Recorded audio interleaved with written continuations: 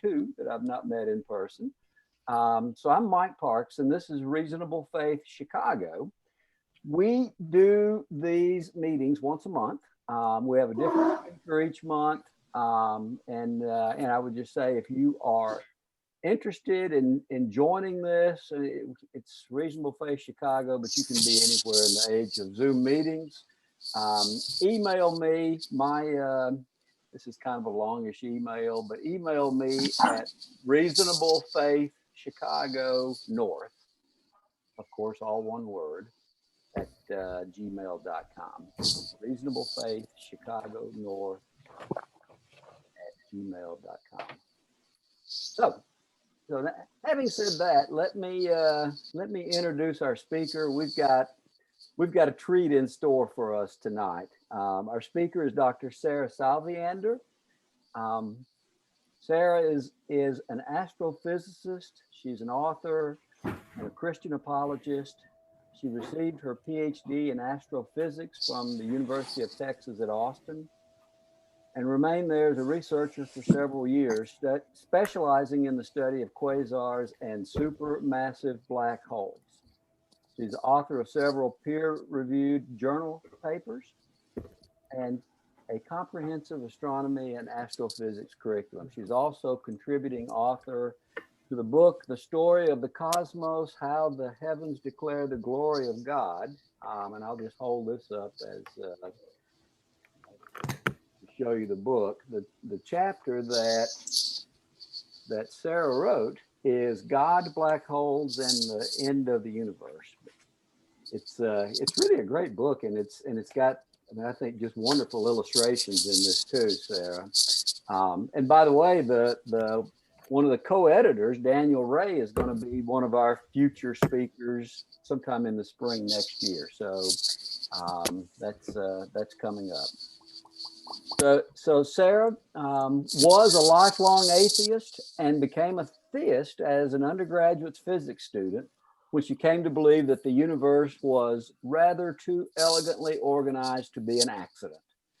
As a doctoral student, she discovered the works of physicist and applied theologian Dr. Gerald Schroeder, which convinced her of the reliability of the Bible and ultimately led to her conversion to Christianity. She retired from academia in 2017 to focus on her ministry work.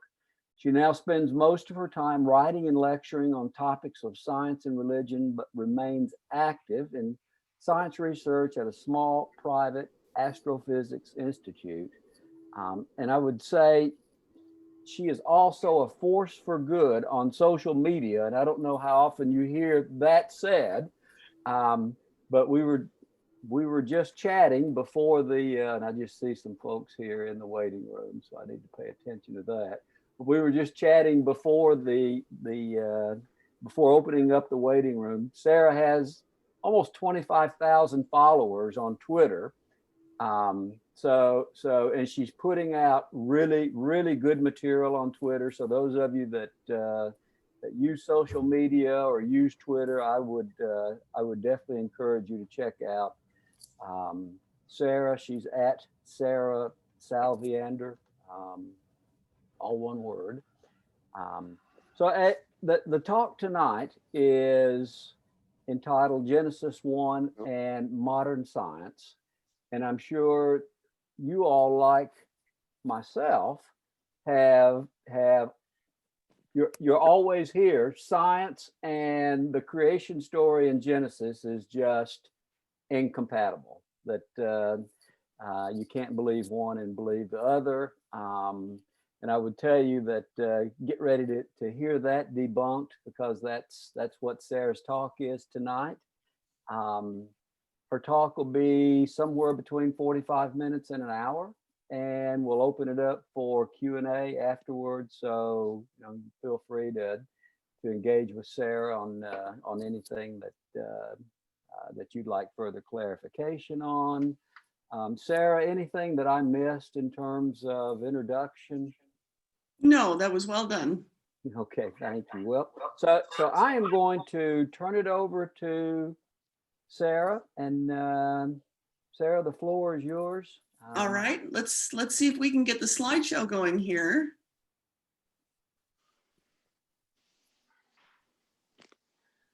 Okay, now, what are you seeing, a slideshow or are you seeing me right now? I don't see a slideshow yet, Sarah. Okay, so we're going to have to enable some kind of screen sharing then. Okay. Let's see, I think we can do that here, and Let's see. I don't want to do that. I think I'm the one who, let's see, so share screen. Oh, well, and there we go. See if that helped. Okay. Hopefully you see that now. Yikes.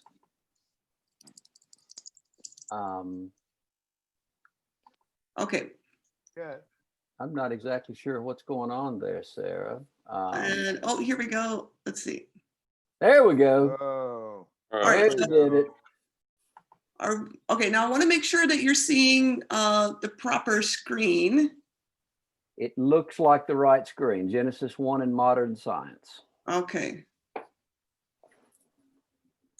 All right. Okay, we'll go ahead then.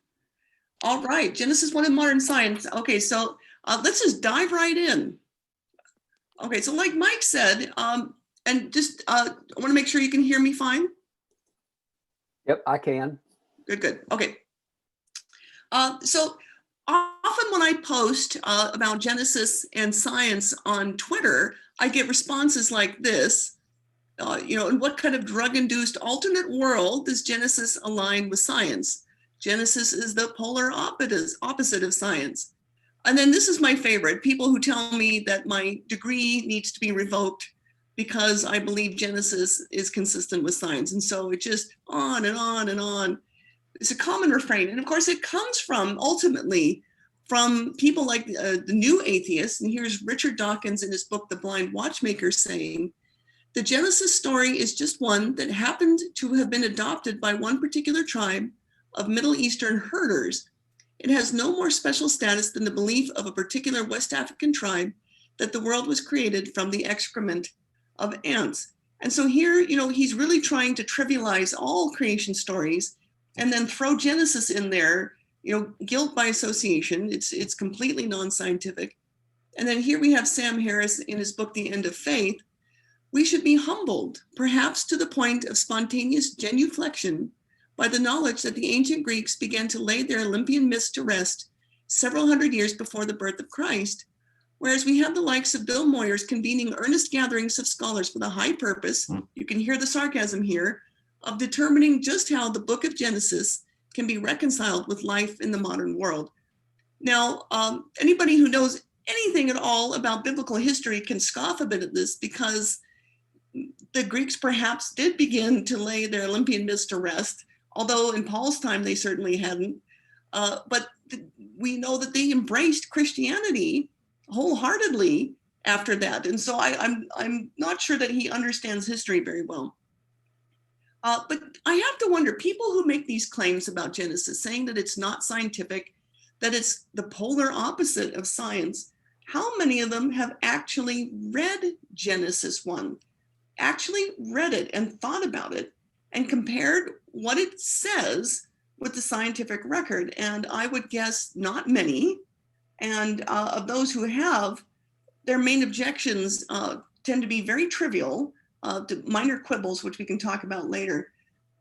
Now, what I want to get into here is to show you, first of all, how unique Genesis 1 is as an account of the creation. And in order to do that, we need to look at some pagan accounts of the creation of the world so that you can see what Genesis is not. Okay, so here we're going to talk about the Enuma Elish, the Babylonian creation epic. And we're starting with this one because there is a common claim that Genesis is borrowed mythology, that it borrowed its mythology from the Babylonians. So let's have a look at this. Okay, so the general story here is, out of some chaotic primordial waters, we have two gods forming. They then produce younger gods who annoy the older gods, and the older gods conspire to kill them. They create monsters in order to destroy them. And then eventually you get this champion named Marduk who kills one of the original gods. And then already you're getting a claim here now. The Tigris and Euphrates rivers spring from the eyes of this vanquished god. And then this Marduk champion consults another god and decides to create humans from the corpse of yet another god, okay? So this is kind of the basic story here of the Babylonians. Now, let's move on to the Greeks. Again, they start off with this chaos, the nothingness in the beginning. The goddess Gaia, who is the earth goddess, emerges from the chaos. She produces Uranus. Together, they produce many more divine beings. And then point out here that in these traditions, you have the sun and the moon and other celestial objects, not as just natural entities, but personified as gods. Now, in these stories, there's lots of personal drama between the gods, lots of bickering and warring and fighting. And then you have humans being created from mud by the Titan god Prometheus. And I will point out that this is slightly reminiscent of God creating Adam from the dust of the earth. And then we're told also that another God breathes life into these humans. So that is slightly reminiscent of Genesis. Okay, the Norse cosmology, you have this initial vast dark emptiness out of which the first two of their 9 realms emerge. You first have the frost giants who then produce the gods, and anyone who's watched these Marvel movies will recognize the names like Odin and Thor. There's a war between the frost giants and the gods. Then the world is created from the corpse of the slain primordial frost giant, the first one who emerges. And then humans are then created from the tree trunks by 3 of these gods, okay? And then, let's see here. So this god who was killed, and out of his body, the natural world was made. We're told that his blood became the oceans, rivers, and lakes. His flesh became the land, his bones became the mountains. His teeth were made into rocks, his hair became the grass and trees. Eyelashes became Midgard, and this is the realm where we live. His brain became clouds, his skull became the sky, and then sparks from the land of fire, this realm of fire, became the stars in the sky. So these are the claims that these pagan mythologies are making about the origins of the physical world and of human beings. Okay, so now the claim here, let's go back to the Enuma Elish, the Babylonian creation epic, because I've heard so many times, oh, Genesis is just borrowed mythology and borrowed it from the Babylonians. Well, they do have some common broad themes. There's initial watery chaos and darkness in the universe, followed by the creation of light, the making of heavenly bodies, and eventually the creation of humans. But that's kind of it. And as scholars point out, the narratives are far more different than they are alike. And so, I mix it up on Twitter with atheists who like to make this claim. And they tell me, oh, it's just borrowed. And so I show them, here's an excerpt from the first tablet where, just kind of scan that. Look at this language: lusting for battle, raging, storming. They set up a host to bring about conflict. And it goes on and on: sharp teeth, merciless, monsters with dread, and then going towards the end there, the great demon, the savage dog, the scorpion man, carriers of merciless weapons, fearless in the face of battle. Now, the point here is I'm not mocking this. I don't mock these creation stories. These were early attempts to make sense of the universe, but you can see that there's nothing there that's remotely scientific, first of all, which is not a surprise. But second, for anyone who's actually read Genesis, you would look at this and you'd say, where's the commonality here? It couldn't be more different than Genesis. And just so you know, I did not cherry pick this. This was just a very typical passage from this Enuma Elish. And let's compare it with Genesis. In the beginning, God created the heavens and the earth. The earth was out without form and void, and the darkness was over the face of the deep. And the Spirit of God was hovering over the face of the waters. And God said, let there be light. And there was light. And God saw that the light was good. And then it goes on and on. Okay, you can already see that these two creation epics are completely different. It's almost like I don't understand what kind of gaslighting is going on when people try to tell me that Genesis is highly derivative of the Babylonian myth, and it's evidently not. And so what I want to emphasize here to you is the uniqueness of Genesis 1. It quite stands apart from other creation stories. And let's talk about these unique features of Genesis 1. It is God-centered. It is devoid of personal drama. You know, you don't have warring and flames and merciless and weapons and monsters. It's very matter of fact in tone, austere in prose, and filled with several testable claims about the natural world, which we will get into later. Okay, so there are some commonalities to these pagan creation stories. You've got an eternal cosmos. It's chaotic, and then gods emerge from the chaos. They reorder previously existing material to make more gods, to make the physical world.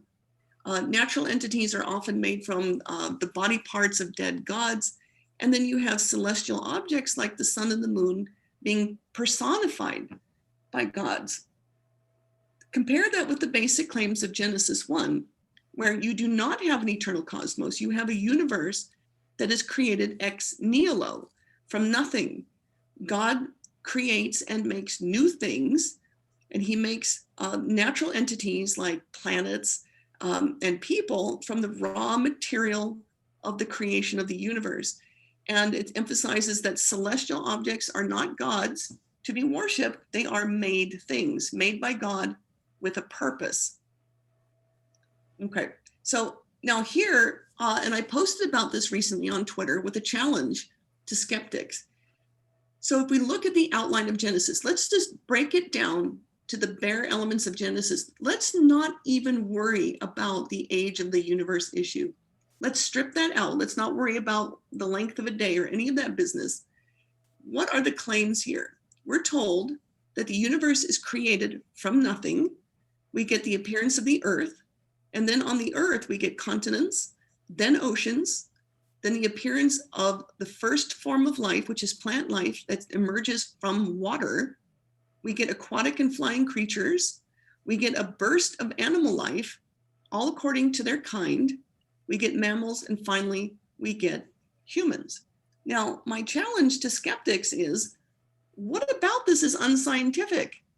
Now, you remember all those tweets that I showed you at the beginning when people tell me, what kind of drugs do you have to be on to think that this is scientific? Well, I posed this question. What about this progression of events listed by Genesis is unscientific? And the answer is nothing. This is perfectly consistent with science. Okay, so this mantra, Genesis is at odds with science, I think is a blocker. I think it's thrown up there, and a lot of Christians will concede to this because they don't really understand the shocking truth that Moses wrote these down. He couldn't possibly have known the Genesis timeline thousands of years ago, before the advent of modern science. And it throws up a barrier to having to deal with this really uncomfortable fact. I mean, if you're an atheist. Okay, let's press on here. Okay, again, Sam Harris, he makes a very specific claim here in a letter reply to a Christian. But just imagine how breathtakingly specific a work of prophecy could be if it were actually the product of omniscience. If the Bible were such a book, it would make specific, falsifiable predictions about human events. You would expect it to contain a passage like, in the latter half of the 20th century, humankind will develop a globally linked system of computers, the principles of which I set forth in Leviticus, and this system shall be called the internet. The Bible contains nothing remotely like this. And here I'm emphasizing, in fact, it does not contain a single sentence that could not have been written by a man or woman living in the first century. And my response to that is, oh, really? Now, again, he makes an error. Leviticus was written thousands of years ago, before the first century. So he's kind of mixing things up there. But, challenge accepted. I think Genesis is chock full of sentences that could not possibly have been written by people living at the time of the first century or any time before that. So let's go ahead and get into that. Now, I'll just say there are two scientific interpretations of Genesis that I favor. And one of them is put forward by Hugh Ross of the Reasons to Believe ministry. And so he talks about Genesis from the frame of reference of the earth. So it's an earth-centered interpretation of what Genesis is talking about. There's another one by Gerald Schrader, who is an Orthodox Jewish theologian and also an MIT-trained physicist. And he comes from the perspective of being very physics-centered, and he relies a lot on medieval rabbinic commentary to try to determine what Genesis is actually saying. Now, Schrader's work is how I actually came to biblical faith. I tend to favor this, but what I'm about to lay out for you works either way, whichever interpretation of Genesis you favor. Now, we have to remember, and this is something that John Walton points out. Now, he takes a completely different view of Genesis than I do, but he does make a good point here, which is that there are two audiences for Genesis: the original audience to whom Genesis was written, and everyone else like us for whom Genesis was written. So let's take a look at the original ancient Near East audience. They came from a predominantly supernatural worldview. And if you're interested in exploring this more, I recommend the books of Michael Heiser. Now, we have to remember at this time that for them, miracles were eminently believable. They were not skeptical people like we are now. The point was for them that God, Yahweh, God, the God of the Bible, did these things, not gods. And, emphasizing the first and second commandments here. The universe was created. It was not eternal and reordered as pagan mythology holds. Celestial objects are not for worship. They are made things with a purpose. Now, we have the modern audience, which is, I'm just going to say anybody that comes after that, particularly us. We tend to have a naturalistic worldview, skeptical of miracles. And I find shockingly that even Christians tend to be skeptical of miracles occurring now. They think kind of the age of miracles is over. And then for us, the emphasis here is that the universe was created, not eternal. God did these things, not some unconscious quasi-natural process like a multiverse or something. And then a point that I'm going to make in the course of this talk is that Genesis is an ongoing miracle. It is a living miracle.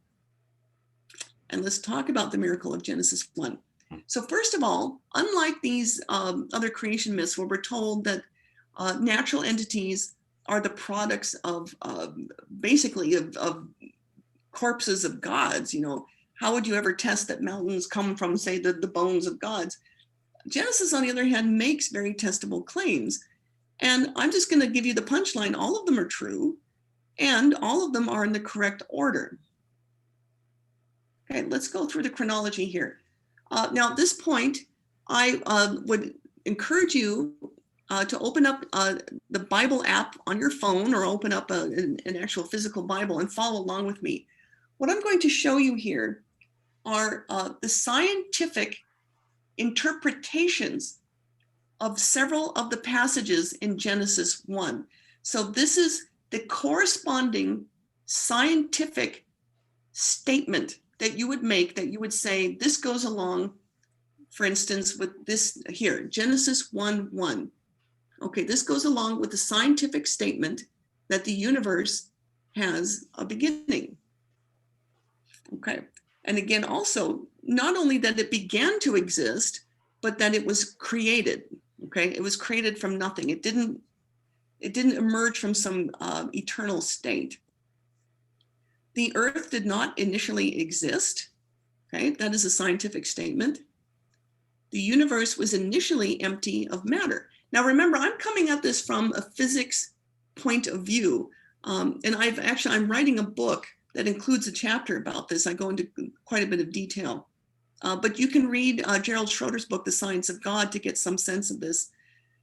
Okay, the universe was initially very dark. Okay, this is a scientifically verified statement. Now here, a brief, rapid expansion of the universe. So in Genesis 1:2, we're told that the Spirit of God is hovering over the waters. Now, I'll just point out that you get these rabbinic commentaries like Nachmanides, who wrote this enormous commentary on Genesis. He did not believe that water, in this case, in Genesis 1:2, meant liquid H2O. It meant some kind of an elemental fluid, something that was the basic structure of matter, which I find remarkable for whatever it was, a 13th century document that he said this. Anyway, so this brief rapid expansion of the universe, this is referring to the period of cosmic inflation. And this is one statement that has not been scientifically verified yet, but this is a popular hypothesis that physicists are trying to test. And so this corresponds in the timeline to when God's spirit is hovering over the waters. And I find it interesting that the word for spirit in Hebrew here is ruach. And what it also relates to is some kind of an explosive exhalation, like an explosive wind, which I find very interesting that this corresponds to the period of inflation. Okay, light becomes the dominant substance in the universe for a while. This is when we're told, let there be light. And according to Big Bang cosmology, there is a period in the universe where light is the dominant substance. Dark substances and their interplay with normal matter. So we know from modern physics, we're told about dark matter and dark energy, and the way that they interplay with normal matter is a very important topic in modern physics. And we're told, about the darkness and the light here in Genesis 1:4. The first form of matter existed in a fluid state. So remember, we're told about the waters here. And this is absolutely a scientific statement. I'll go back here. They test this in particle colliders to see what the very early state of matter was just after the Big Bang in the universe, and shockingly discovered that matter existed in a perfectly fluid state. I find it very interesting that this corresponds to the discussion of waters and waters. Okay, the disk of the Milky Way galaxy begins to form. This is when we're told about the firmament. The Earth forms and continents then appear. Okay, now at this point, there's really no room for interpretation. At this point, we're definitely in an Earth frame of reference here. Oceans and other bodies of water form. Plant life begins to appear on Earth. Seed-bearing plants eventually appear. And I noticed here that Genesis points out very important things. Seed-bearing plants, this is very important for the development of life on Earth. The atmosphere becomes transparent. So this early plant life was in the form of blue-green algae and cyanobacteria. Now, there was such an abundance of this stuff that eventually they produced enough oxygen to fill the atmosphere in what's called the Great Oxidation Event, which turned the formerly opaque atmosphere of the Earth transparent. So now from the perspective of the surface of the Earth, you can see into the heavens. And this is when the sun and the moon become visible from the surface of the Earth. A lot of people misinterpret this passage, Genesis 1:15 on day 4, to mean that the sun and the moon were made on this day. They were not. They became visible, became apparent from the surface of the Earth on this day. Okay, animal life appears first in the oceans. We get flying creatures. Now, again, this is a point that people bring up, the appearance of birds. But if you look at the Hebrew word here, the word is oph. And it does not mean birds specifically. It refers to any flying creature, any winged creature. And you certainly do get flying insects appearing at this time. And that also was a significant event in the development of life on Earth, because these insects would have been responsible for a great deal of pollination. Then you get gigantic aquatic reptiles appearing in the oceans. So now this corresponds to the passage that is, again, is interpreted in a number of ways. Whales, sea monsters, crocodiles, leviathan. The Hebrew term is gedolim tananim, and it literally means, according to Schroeder, giant reptiles, great reptile. That sounds an awful lot like dinosaurs. There is some notion here that it's referring to something in the water, though, but this does correspond to the time when giant aquatic reptiles, which really aren't dinosaurs, but some people call them aquatic dinosaurs, appear in the oceans. You get other forms of aquatic animals appearing.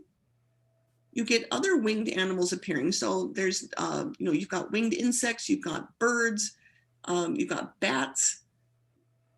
We're told that, that these animals propagated quite a bit. So you get an explosion of millions of species of aquatic and winged animals. You do have an explosion of life, the Cambrian explosion in particular. You get finally the appearance of mammals, the appearance of hominids. So this is having the human form. And then we're told of the spiritual uniqueness of humans. And there is no question from a scientific perspective with human consciousness that we are unique among the animals. Humans absolutely come to dominate the earth. There's no question about that. And then what I've noticed throughout Genesis 1 is we're reminded that animals are grouped according to shared characteristics. Well, this is basic biological taxonomy, genuses, species. So these are all testable scientific statements that correspond to modern scientific discoveries, which I think is amazing. Now, here is where it gets really interesting. Let's talk about the odds of this happening. Okay, the math of Genesis 1. Okay, now in order to understand this, let's talk about basic odds. Let's say that you've got a coin, you're going to flip it. The odds of getting, say, a heads is 1 out of 2, so it would be half. Now, the odds of getting heads twice in a row, if you're going to flip that coin twice, is just the odds of getting heads once multiplied again so that you get a quarter, one quarter. Now, to understand why that is, here are the 4 possible outcomes that you can get with 2 coin tosses. And you can see that heads and heads is just one possibility out of 4, which is why the odds are 1/4. Okay, now I've identified there 27 distinct testable statements that Genesis 1 makes. Now, let's talk about the odds of the author of Genesis getting those in the right order. Now, this is just neglecting that anyone would know these events at all and wouldn't instead just guess, well, God just created the universe completely in form, or that, there were maybe only 3 things that God did. So somehow, let's just never mind that somebody knew all of these steps. What are the odds of this person, let's say Moses, got them all in the correct scientific order? Now we calculate that to be 1 out of 27 factorial. That's that exclamation mark there.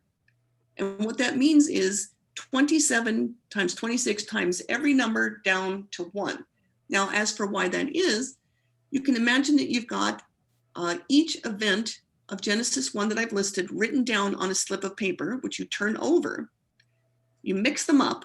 Your odds of getting the first event on the first try would be 1 out of 27. Let's say you do it. Okay, you've got 26 slips of paper left.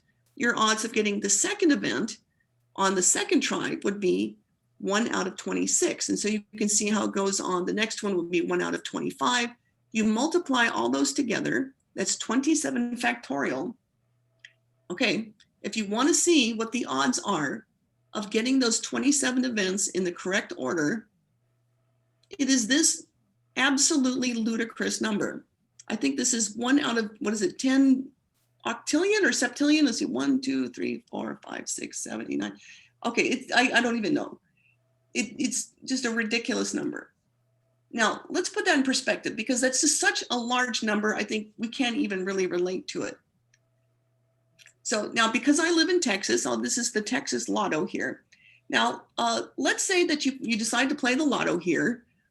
Your odds of winning once is 1 out of 26 million. Now, compared with that number we just saw, that seems almost like a shoo-in, but nobody here, I think, would be foolish enough to rely on playing the lottery as a retirement.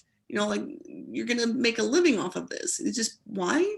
Because the odds are just not in your favor, not even close. But let's say you win, against the odds, 26 million to 1, you win the Texas Lotto. Hooray. Okay. It happens, you might even be tempted to call it a miracle, but people win the lottery all the time. So that's fine. Now, here's the problem. Getting Genesis 1 right, as Moses did, is less likely than winning the Texas Lotto 3 times in a row. Okay, now you win the lotto once, nobody's really going to think much of it. Now, let's say you play the Texas Lotto the next week and you win again. Okay, what do you think is going to happen? I think you're going to get a visit from the authorities. It is so unlikely. Now, notice it's not impossible. The odds would be 26 million times 26 million. Not technically impossible, but so unlikely that you would be suspected of having colluded with someone to cheat, to win the lottery twice. Now, if you won it 3 times in a row, you'd be up the river, you'd be toast. There is no way that anyone would believe that any one single person would win the lottery 3 times in a row. And it's not because the odds are 0, it's because it is so statistically improbable that they would suspect, rightly, that there was some kind of tampering with the system. And in fact, this has happened. I don't know that anyone has won the big lottery 3 times in a row, but there was a case where a fellow who helped to program the lottery could tell people which sequence of numbers was more likely to come up, and he could program it that way. And so he had friends and family who were winning, thousands and thousands of dollars from the lottery. And of course they caught him because it is statistically improbable that all these people connected to him would keep winning. So now let's talk about this a bit more. Let's emphasize how absurd this is, the math of Genesis 1. Okay, now imagine again that you've got each one of these Genesis events written on a slip of paper.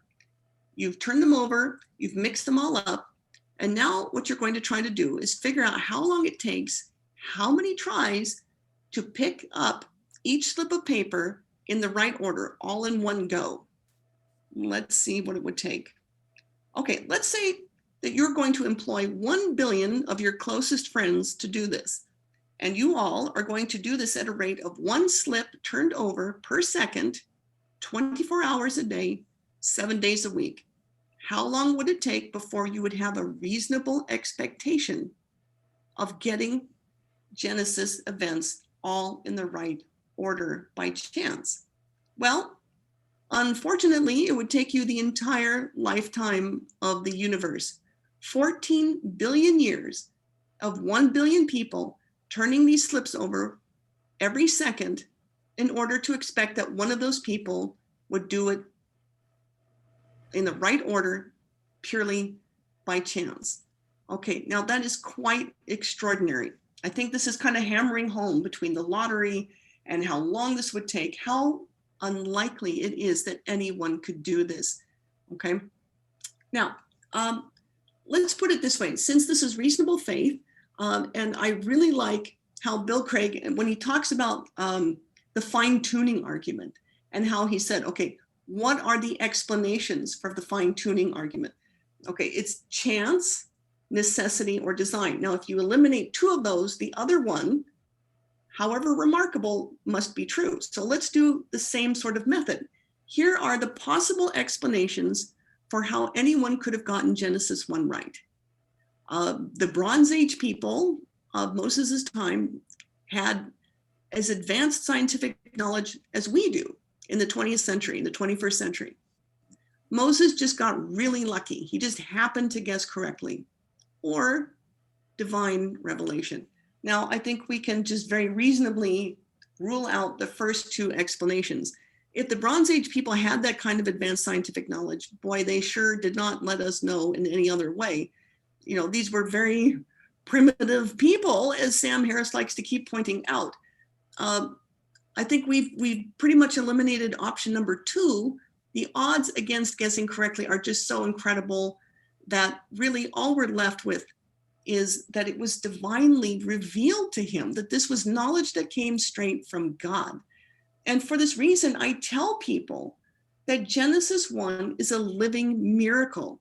It's something that speaks to us in the modern age. It is so extraordinarily improbable that the only reasonable explanation is that it was divinely revealed and revealed to us now with the modern scientific knowledge that we have. So again, let's go back to this claim made by Sam Harris.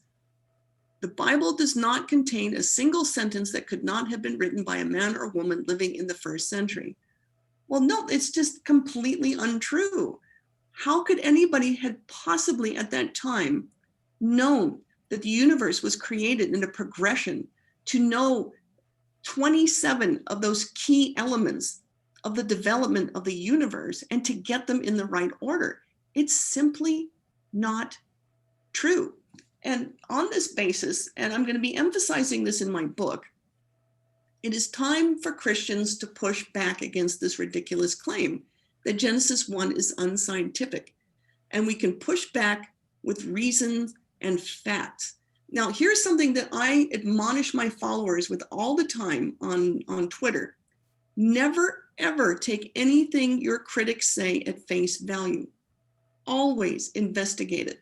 There's this temptation, because these atheists sound very forceful, and a lot of them give the appearance of being scientifically knowledgeable and making credible claims, and they'll say these things. But when I started investigating these things, they were saying for myself, it's like, well, this isn't true. What they're saying is actually false.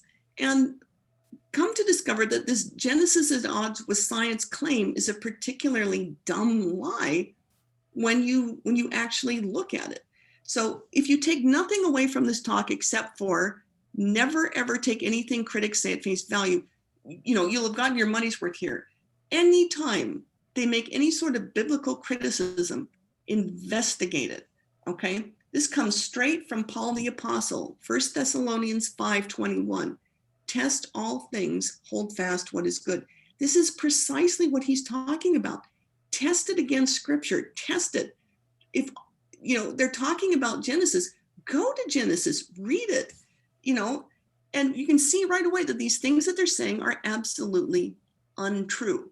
Okay, so now that you're told, you need to test these things, here is how you can actually push back. All right, I think the time is past for Christians to be on the defensive, for us to be retreating, to say, well, maybe you have a point, but I just believe, these sorts of things. And I know I'm talking to very rational people here because you're involved with reasonable faith. So I think you'll appreciate this, how to push back on this particular claim that Genesis 1 is unscientific. Okay, now the first thing is to give the basic Genesis timeline that I gave before, just that general progression, that the universe was created, that initially the earth didn't exist, then you get the formation of continents and then oceans, that very general progression. And then to ask, how is this inconsistent with science? Just point blank ask them, present it that way, how is this inconsistent with science? And they're not really going to have a response for that, or they're going to come up with very minor quibbles about, well, the sun and the moon are showing up on day 4, and you can address that. But just that general progression, it's not the opposite of science. Then here's the next thing you do. Describe the uniqueness of Genesis. Now put this in the context of all of these other creation stories. Show them passages from that. You can take out your phone, open up a browser, and just look up the Babylonian creation myth or the Norse creation myth.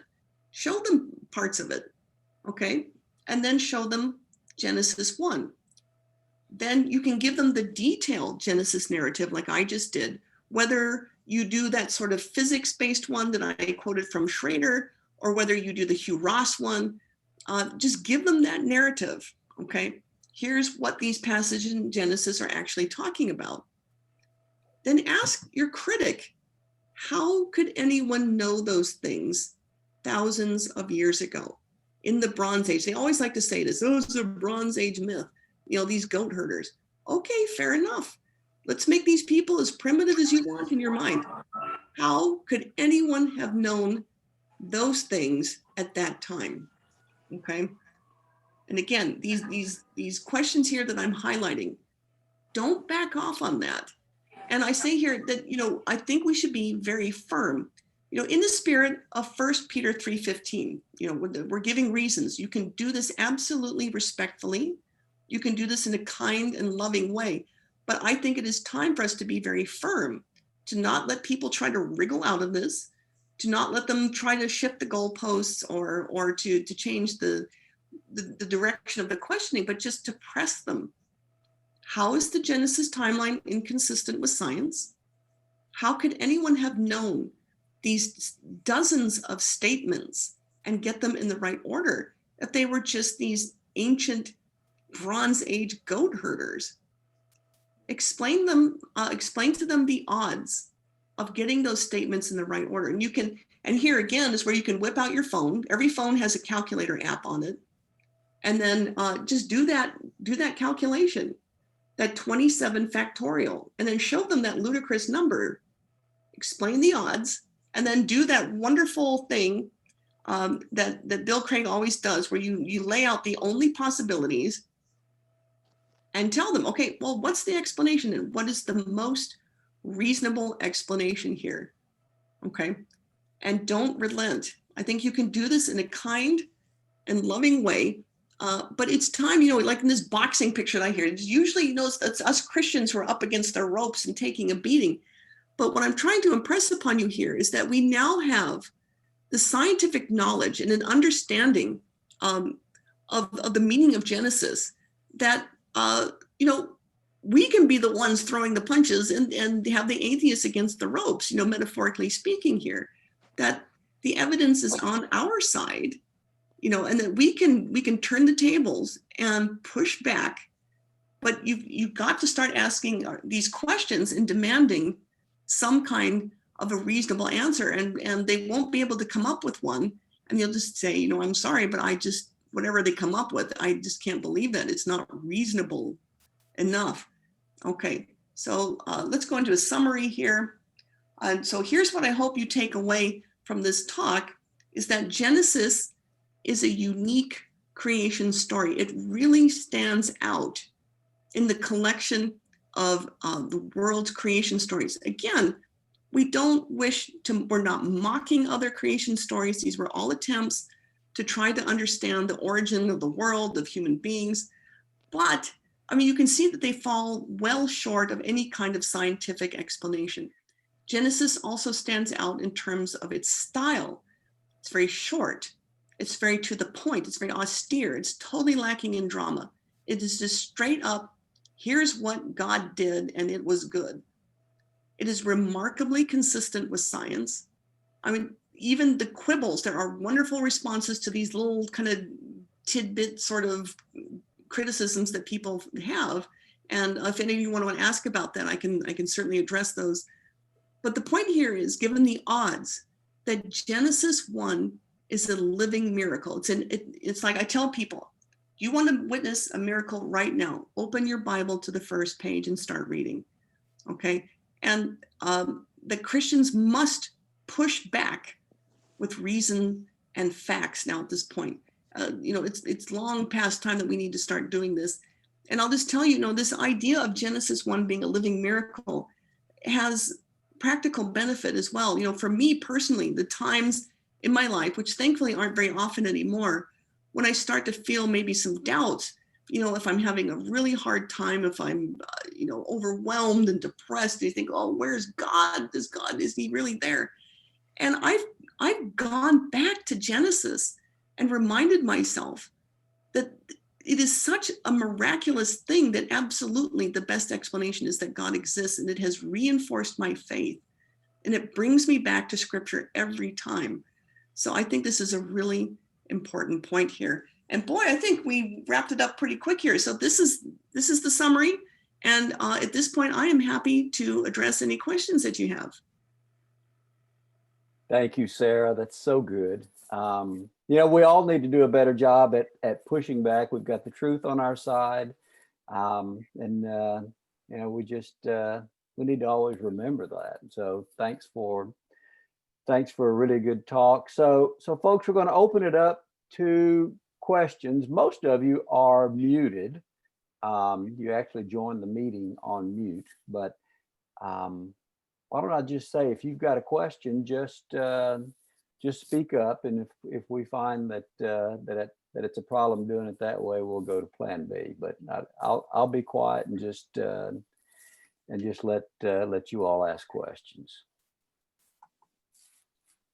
Okay, and I think at this point I'll go back to screen here so we can see each other. Okay, it looks like we've got a chat here. Okay. All right, I'm going to read these out. What happens to the odds when you remove 2 dimensions and add other dimensions? Okay, I'm not sure exactly what that refers to. So, Thor, if you want to elaborate on that, then I'll come back to that one. The next question, how does one address whether the events happen sequentially versus simultaneously? Well, I think that is when we have God telling us that these happen on particular days. So I think that is very much meant to convey that God did this sequentially, which, for better or worse, has opened up a whole world of argument there about how long those days are. But, I think, as Hugh Ross points out, that should be just an in-house debate. It's a tertiary concern. Really, for me, the most astounding thing is that we are told, when so many pagan traditions hold that the universe is eternal, the atheistic view for a long time, right up until the 1960s, was that, all the way from Aristotle, was that the universe is eternal. The shocking revelation from science was the Big Bang, that the universe had a beginning. For a long time, Christians were kind of hard-pressed to explain Genesis 1:1 in terms of an eternal universe, but things got, the tables were turned very dramatically with the discovery of the Big Bang, so much so that, you really had atheist scientists at that time resisting, just despising the Big Bang. I was at UC San Diego for a couple of summers doing research, and there was a very famous astrophysicist there named Jeffrey Burbidge, and I encourage you to look him up. He was an excellent scientist. He was a very important scientist. And he and his wife, Margaret Burbidge, together with Fred Hoyle, who's another name that you should know, these were eternal steady state universe people. So Burbidge was a big old atheist. He really did not believe the creation story from Genesis, hated the Big Bang, so much so. He's a really intimidating fellow. I got to meet him a couple of times there. And he would accuse people, his colleagues who would kind of jump on board the Big Bang bandwagon. He accused them literally of rushing off to join the first Church of Christ of the Big Bang. Those are his words. Because for him, Genesis 1 was reinforced by the Big Bang. They just hated that idea. And so I try to tell these Christians who think that the Big Bang is atheistic and that it's meant as an attack against the Bible. It's like, no, it's the opposite. It's just that atheists are happy to let Christians rail against it because it serves their purposes, but really atheists do not like the Big Bang. Okay, so that was a bit of a digression there. So we have Rick. What is the oldest copy of Genesis that can be well substantiated? I don't know. That's a good question. I couldn't tell you. And I don't know if that would be included in the Dead Sea Scrolls, but they go back quite a bit. So I think the written account goes back to, what is it, like the 13th century BC, but I can't substantiate that. Okay, so hi, this is Steve Jurich. I have a question. So I enjoyed the discussion. I'm sort of familiar with some of it. 2 things. One, I'm assuming you're adopting an evolutionary perspective towards creation of Homo sapiens and so on from your talk. So was the historic timeline for the evolution of, say, birds versus dinosaurs versus Homo sapiens, has that been demonstrated by fossil evidence and whatever have you, that that's actually correct? I know there was a big difference, say, between dinosaurs and man, So, but what about the rest? So that's question one. And question two, you didn't. Wasn't actually in your talk, but it made me think. So then, if you are, say, an evolutionist or a theistic evolutionist or whatever have you, then we know probably from population genetics that Adam and Eve were not the first people on Earth, right? Because you can't create the current population from just those two people. So how would you say then, in terms of Genesis being factually correct, about Adam and Eve? Did they just sort of, God create them separately than the rest of Homo sapiens? Or I'm just sort of curious how that fits in with, I guess, scientific certainty. Okay. Let me try to remember your first question. It was in terms of the fossil evidence. Now, I'll just point out, this is out of my scientific wheelhouse. So I don't talk very much about biology or evolutionary type stuff because I am not expert in this field. I'm a little bit agnostic in terms of, how exactly evolution fits into the whole Genesis progression, except to say that we do know that there has been a timeline progression, that we get certain types of animals appearing in the beginning and then later on, and then culminating up to what we have now. And I don't think there's really any question that has happened in some kind of order. I am not a Darwinian. I think just in terms of mathematically, it does not work. Whatever the explanation is, it's something else. Just the odds, just in terms of the numbers, don't work. And for that reason, I'm skeptical of Darwinism specifically. Now, in that context, I'm not sure I understood exactly what your first question was. No, so I was assuming that you were tackling this from an evolutionary perspective, right, in terms of ordering of particular species evolving from the primordial oceans, right? So it was really, what was the data to suggest that, sort of fish became, preceded winged creatures, which preceded dinosaurs, which preceded birds, and then Homo sapiens? That was really question number one. What was the evidence for that? Yeah, and that the order is correct. Yeah, and so I don't really have a paradigm that I have firmly adopted on that, other than just noting that we do know that certain species appeared at certain times, but how they arose, I don't have, I'm not wedded to any particular explanation for that. Okay, so now the second question was in terms of Adam and Eve. Now, I'll point out something that Schrader and others have mentioned, and I think Hugh Ross talks about this also, that you have hominids, that is, animals with the human form. And even Bill Craig had something about this on YouTube not that long ago, and talking about Neanderthals, and exactly at what point you can say you have modern humans, Homo sapiens sapiens. And actually, it turns out that it is pretty consistent with Genesis, so that you have these hominids that aren't necessarily what you would call modern humans. That you do get modern humans. You could say, this could correspond to when we have the appearance of Adam and Eve.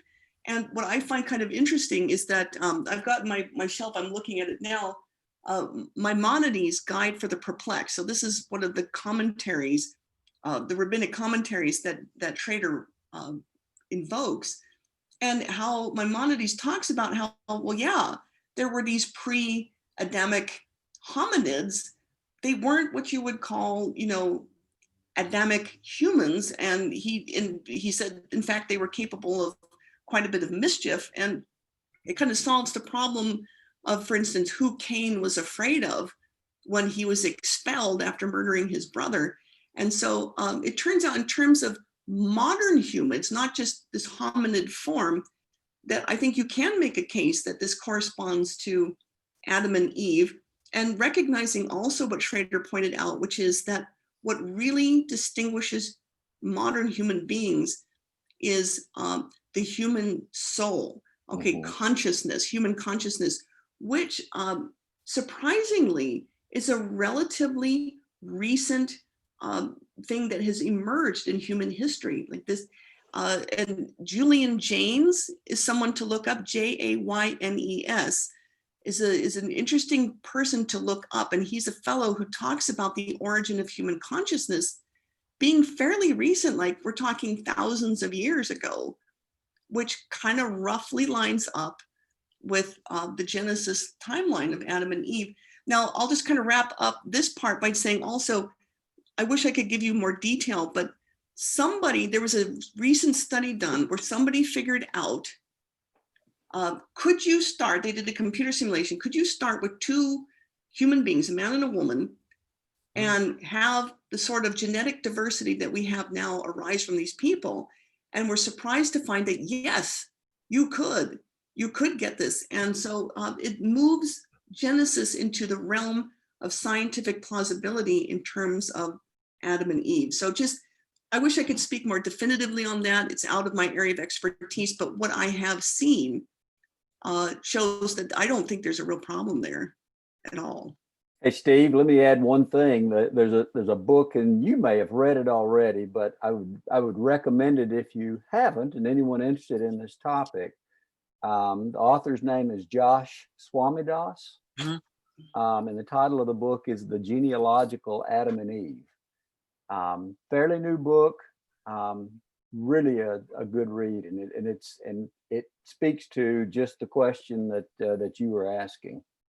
Yeah, thanks, Mike. I'm actually sort of about halfway through that one. Okay. I think in that book, it actually asserts via population genetics that you can't evolve that many humans just from a basic pair of Adam and Eve. But I mean, there's also some other recent stuff which the speaker referred to. So I don't know. I mean, I am no expert on it. I'm just curious. But thank you very much for the answer. Appreciate it. Yeah. All right. Hey, Sarah. I don't want to hijack the topic here, but I just watched your YouTube on black holes and the end of the universe. Oh yeah. And I love that. Good. I'm a physics major, BS. That's Bachelor of Science. And I'm tutoring my 14-year-old grandson right now in astronomy. And we just got into dark energy. And the thought came into my mind, what do you think about the far out possibility that dark energy relates to the verse in the Bible that Jesus Christ holds everything together? You know, I actually wrote an article about that a couple of years ago. When I started getting more involved in social media and writing books, I kind of neglected my website. So I think it is the last article that appears on my blog, which is 6dayscience.com, just spelled SIX. Yeah, I've been there. Yeah, and so yes, and I talk about this. So the remarkable thing is that as the universe expands, so you think of something like, you know, if you've got a balloon full of air and somehow you're able to expand that without adding more air to it, like if you heat it up or something, well, the stuff that's inside of the balloon just becomes more dilute, right? Right. You've got less stuff per, volume of that balloon. Now, the remarkable thing is that as the universe expands, dark energy does not become more dilute, okay? Its energy density stays constant. So that means as the universe expands, it must be somehow you're getting more dark energy coming into the universe as it expands. And there's really, it's like, where does it come from? Well, for me, and I did the calculation of how much dark energy is being produced. What is it, every second or something? I can't remember. It's some remarkable number. But that I thought exactly of that Bible verse when I read about that remarkable result, that, yeah, this sounds very much like God holding the universe together, through Jesus. It's just, again, there's that thing where I don't see any discrepancy between the Bible and modern science. And in fact, the more we make these discoveries, these incredible discoveries, the more it seems to bring us back to Scripture. So, it's really interesting that you made that, you had that insight.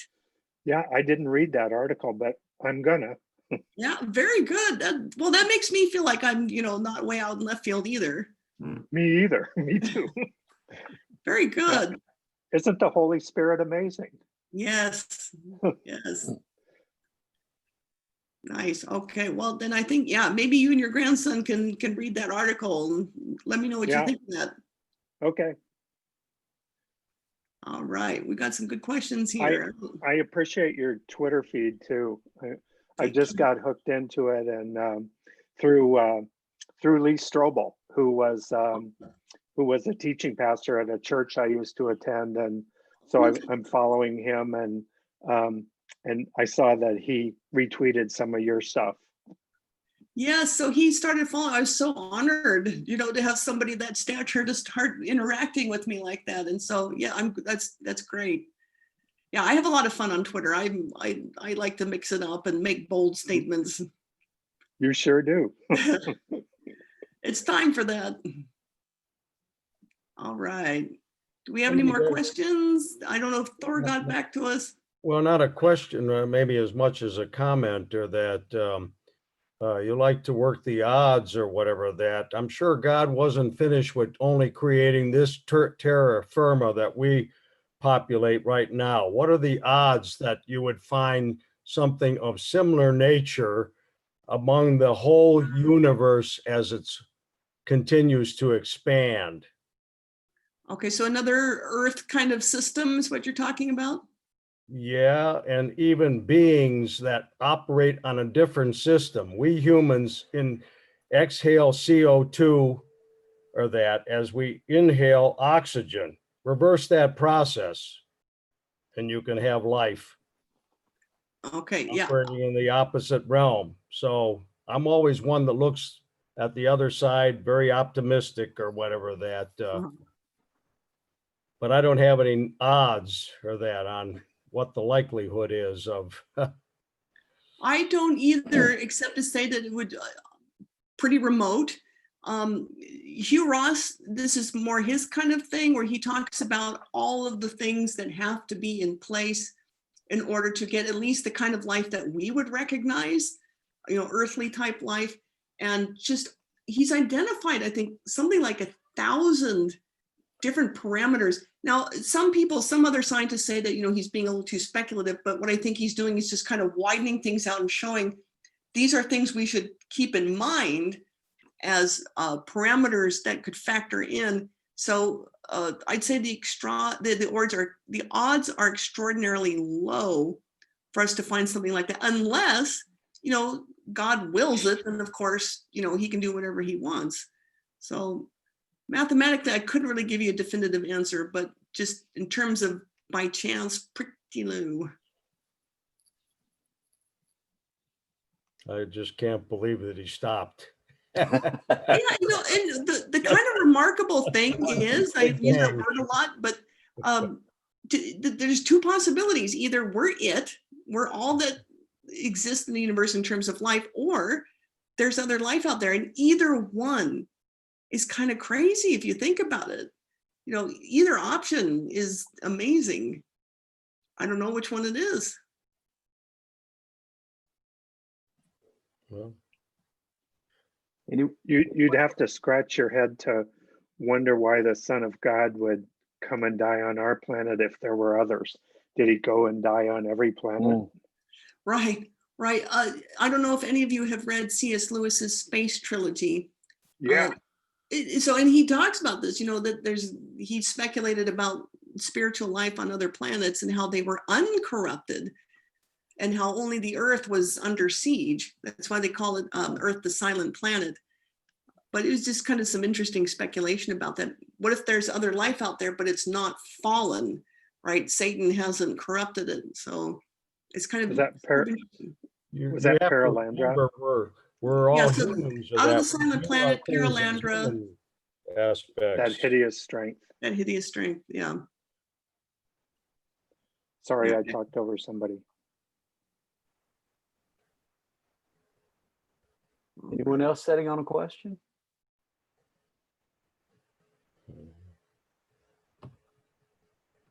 We've Sarah, this answered is everything. That's it. We've exhausted every possible question. I guess. But Sarah, this has been so good. Thank you for the presentation. Thank you for being here.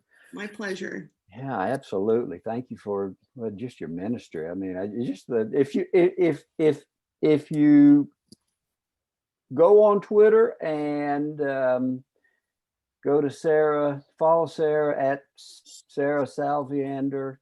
There's a lot of rich material on Twitter. If you want to see more of her work, also on her website, and she mentioned it as well, 6dayscience.com. It is a wealth of information.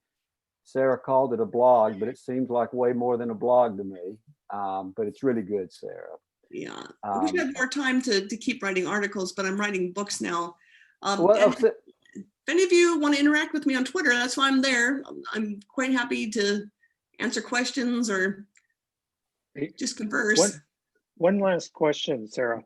I noticed I just started following your husband also because another friend of mine, Mark Middleberg, I noticed followed him. So that vets him for me. But he alluded to something big that's about to happen with 6 Day Science. Can you give us any little hint about that? Oh yeah, so we just finally got our nonprofit status so that we're able to actually start seeking financial support to start doing this full time. So that's one main thing. I think I can say this now. I have been asked to appear in a documentary that's coming up soon. I'm flying to Seattle to be filmed for that next month, and that'll be exciting. I'm going to be appearing in a well-known person's book that's coming out. I'm not sure when. So those are three big things that are coming up. And then if I can get it together and quit writing chapters for my book and actually just finish this thing, then I'm going to have a book coming out sometime next year that's really going to be a handbook mostly aimed at high school and college students, but really it's for everybody. But it's how to defend Christian faith against the most common scientific attacks. So not only the content, this is the answer, but then also in terms of style, how do you actually engage with these atheist critics who are trying to undermine your faith? And so I think that'll be a fun thing when it finally comes out. Yeah, I'm glad you're following my husband. I know I'm biased, but I think he's a great guy. He's a really interesting fellow. He grew up in Finland, which is unfortunately very secular now. And his mother was an actual Marxist, like a hardcore atheist Marxist. His dad was a hardcore atheist. And so he came to faith very dramatically through a Holy Spirit experience in his 20s, and then moved to the United States. And, it's just, people think you're crazy there if you're religious, but, our hope is eventually to go over there and to try to convince people that it's from a perspective of science and reason, it is perfectly acceptable to be a Christian. Yeah. Wow. Yeah. So neat stuff. So yeah, lots of things happening. Thank you. You betcha. Sarah, I would tell you that you are always welcome in this group. We'd love to have you back sometime. I mean, Sure. I saw the same talk that Rick was talking about. To have a talk on the 6 days equals 15 billion years would be also really a good talk. So we'd love to have you back.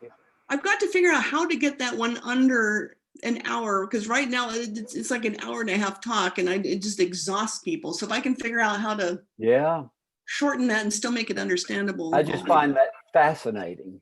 It is, and it sort of just ends the old Earth, new Earth discussion. That's it. It just makes perfect sense, and it really brings together the young Earth and the old Earth. And I tell people that the young Earthers are right in terms of looking at these as actual 24-hour days. But then if you look at it from a physics perspective, whose frame of reference is the 24 hours? And if it's God's, then you can easily fit billions of years in there. relativistically. So it's fascinating. I just find that so interesting. Yeah, if anyone's interested, I've got that slideshow on my website that walks you through that whole argument. And that also comes from chapters 3 and 4 of Dr. Schrader's book. Yeah, by the way, this is the book that Yes. that Sarah's referring to. Another, I would really recommend this book, Gerald Schrader. I said Schroeder, but is Schrader the way you pronounce that? I said Sarah? Schroeder for the longest time, and then someone corrected me that, I mean, the proper German pronunciation is Schroeder. So, yeah. And he's got a lot of things out on YouTube as well. So I mean, it's really interesting. Go ahead, Rick. Sorry, I keep thinking of one more thing. Hey, I'm just I'm about 60% through a Kindle book by Dr. John Lennox on Genesis, and I'm wondering what your general take on that is. I have not read his book on Genesis. I didn't know he had a book on Genesis. I'm a huge fan of Dr. Lennox. Yeah. In fact, I had the great honor to meet him a few years ago at UT when he came here to debate Steven Weinberg, which sadly did not happen. But he is intellectually very formidable, in my opinion. So I'll be interested to look that up. But well, thank you for telling me about that. Yeah, I'll send you the title of the book. Yeah, please do. Yeah, just ping me on Twitter. That'd be great. Okay. But generally speaking, I find him pretty reliable. Yeah, absolutely. So thanks again, Sarah. Next month, we're going to shift gears a little bit. Harry Kramer is going to be our speaker. He's an author. He's a professor of management at Kellogg School of Business. He's an executive partner in one of the largest private equity firms in the U.S. Former CEO of Baxter International, my former boss. And he's a leader that lives out his Christian convictions. So he's going to talk some about his faith walk. He's just published a book as well, and he'll talk about that. So if you're interested, mark your calendar. It's going to be December 15th. That's a Tuesday evening, but I'll be sending some info out on that. That's all I have. Sarah, thank you again so much for the talk.